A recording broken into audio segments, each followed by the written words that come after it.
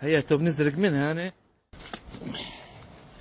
بعدين جيت تلقاه حوض خاص. ايوه هاي الاحواض الدافئة السخونة.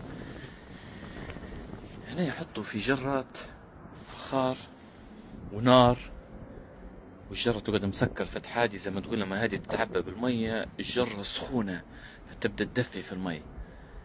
لكن لابد نشوفوا من غادي كيف بيحطها. حنحاول نحط لها صورة هي. هذا حوض وهو في حوض آخر هنا.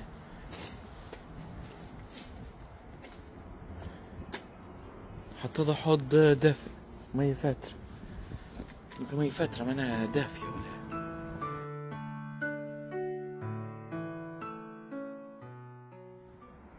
شوف بس ضروري ننزلوا. الله والله قريب طاحت بيا يا. منبوش ننتقدوا ما منبوش ننتقدوا. كويسة 100% هذه يعني. فوت شيباني هنا توت هو انا قريب طاحت. بس شيباني هو حتى هنا لكن قريب طاحت. فما بالك الناس الشيبين اللي بيجوا هنا بينزل لان هي مش واضحة اصلا. تعالش ننتقدوا في العباد ربي يا رجل. حاولوا تصلحوها اخوتي. اصلا واضح انه هو شغل قديم.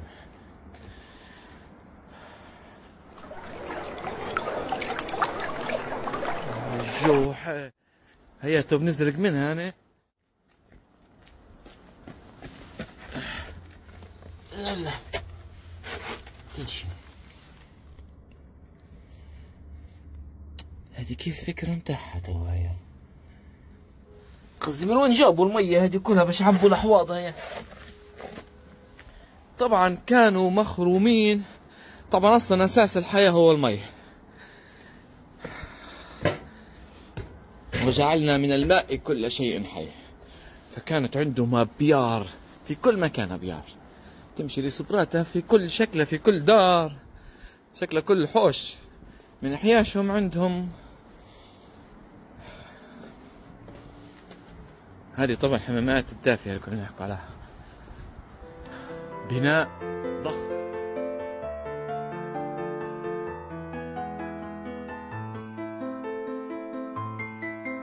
واضح انه هو حمام ضخم.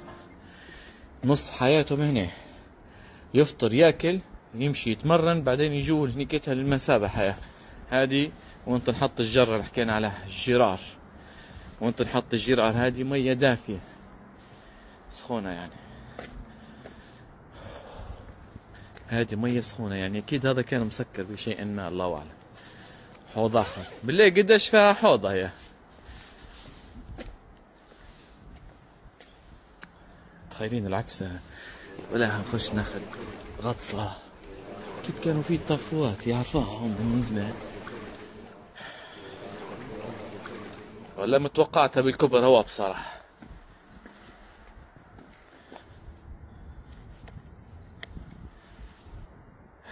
علوم اندثرت. هذا شنو هذا؟ منلقوش واحدة واتية. تو نصورها متاع الصبرات متاع الأرضية ديك. هنصورها بإذن الله. شوف الفسيفساء. أنا قاعد.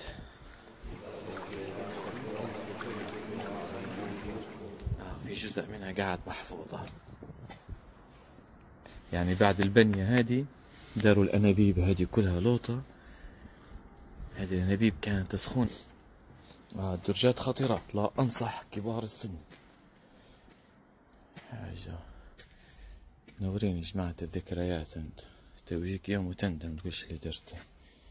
مش تندم انك انت خربشت. تندم انك انت ذاكر اسمها ناس اصلا.